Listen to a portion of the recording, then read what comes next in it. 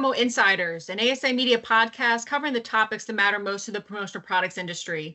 I'm Sarah Lewandowski, Executive Director of Client Education and Content, and today I'm joined by Mary Furto, Senior Vice President of Marketing at Counselor Top 40 Supplier PCNA. Mary and her colleague, Global Chief Merchandising Officer Liz Hessler, will be at the ASI show in Orlando early next month to host a session during Education Day, where they'll be talking about top product trends for 2025. And Mary is here today to give us a sneak peek. Thank you, Mary, for joining us. We appreciate it. Thank you. Glad to be here. So I was curious, when we have these trends that you're talking about, how does your team decide on what the top trends will be? How do you forecast and anticipate what to watch for in the months ahead? Yeah, it's a great question. There's actually a lot involved in it. We partner with a premier global trend forecasting service, which provides us insights into the market shifts. So things like design, color, and materials. And this is the same resource that's utilized by a lot of top retail brands. And then we take that trend data on a weekly basis, plus we review reports from lots of other trend sources and our own market research. And then we combine it with what we see in our actual sales trends weekly. What are we selling? What are customers buying? And then we can identify shifts in buying patterns in real time.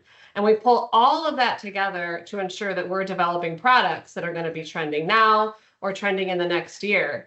And, a lot of people ask us about retail, and there are a lot of similarities with retail. So we take all of that trend information we receive, but then we come together as a team with our designers and product development and marketing to really decide on how does that translate to the promotional products industry. Because there are nuances, how the product needs to be decorated. We want to make sure we translate those trends into accessible price points across a variety of budgets. And so all of that really goes into what we do to figure out what to create for the next year. Mm-hmm. So the first trend you'll be discussing in Orlando, or one of the trends I should say, is optimistic change. That's what you've called it. Can you describe what that entails at kind of a high level? Sure. Yeah. Optimistic change. It's all about cultivating authentic changes for a better world. So we really love this one. It focuses on positivity and hope and environmental responsibility. As more consumers seek products that represent a brighter and more sustainable future, they tend to gravitate towards items that are eco-conscious, functional, and inspiring. And so we really believe it's more important than ever for brands to communicate reliable climate-related information and not mislead consumers. And so that's a big part about this.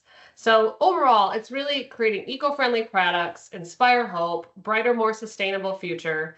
And our research shows that 80% of global consumers prioritize sustainability in purchases. And so we really support this demand with the transparency and the partnerships that we have. It's interesting because, as you know well, sustainability it's no longer like a brand new trend in promo, but it's definitely evolving as demand for it increases among younger buyers, younger decision makers, Gen Z moving up in the ranks. Where do you see this trend going in 2025 in this industry in particular? And what are end buyers going to be looking for? Particularly, it's not just the products themselves and like sustainable components. It's also about the companies that are making them and where they're coming from. Yeah, we've been talking a lot about this over the last month. And at PCNA, we're going to continue to lean into sustainability because the majority of Americans are concerned with climate change, and especially where they see the effects of climate change in their own communities. And the political response is likely going to be driven by the states that will have specific regulations. So we don't believe interest in sustainable products is going away. And in fact, we've seen 67% growth in revenue from our products since 2019. And we've expanded from 19 sustainable products to over 600 across 40 categories. So things like recycled bags, notebooks, organic cotton apparel. I think the other part to remember is that we believe corporations and brands are going to continue to lean into sustainably sourced products. And this is why transparency is important for us, because our end customers are putting their logo on these products and it's representing their brand. So we think that's going to continue to be an important part of 2025. Absolutely. And one of the products I know you offer is sugarcane-based paper, which has definitely gained traction over the past few months this year. Why is it proving popular with end buyers, and what's the value of offering paper that's made of alternative sources as opposed to like the wood pulp? Yeah, so sugarcane-based paper is a great new material we've been excited about. It uses the fiber and byproduct from sugar production. So normally that's discarded, and we can create a biodegradable and renewable product with it. So we have a new sugarcane paper-bound notebook where both the cover and the pages are made of sugarcane. So these alternative fibers really give you the opportunity to provide a paper-based product if you want those sort of products and notebooks for your customers, but that you can also feel really good about putting a logo on for end users. Fantastic. Another trend you'll be speaking about in Orlando is what you're calling intelligent simplicity. So again, how do you define that trend at a high level? Yeah, so this one is all about elevated everyday products with minimalistic designs. I think we all remember the quiet luxury that we talked a lot about last year. So this trend really champions lasting quality, intuitive designs, and caters to customers who really value things like efficiency and mindfulness. So this is rooted in the less is more philosophy, emphasizes clean designs, versatile functionality, and it's about products that we believe will seamlessly integrate into your daily life. So it's something that gives you simplicity without sacrificing style or purpose. It's interesting, this movement towards minimalism. What are kind of the macro trends that are driving this or giving this momentum? Like, it may be that, there's just been so much kind of thrown at us at a consumer level, like buy, and people are reacting to it. Like, I don't necessarily want to buy everything that shows up in my feed. I want to buy things that have value to me, that are functional, but that also like look nice and that are going to actually add value to my daily life. And people still want to express themselves with the things that they wear and carry. But what are kind of like the macro trends that you're seeing that are putting momentum behind the minimalist movement? Yeah, so the demand for simplicity really arises from a lot of the societal shifts that we're seeing, the rise of AI, shifting economies, and this increased focus on health and well-being. Our research shows that 73% of consumers wish they could slow down the pace of their lives. So that's really signaling a need for products that are really simple and improve everyday experiences.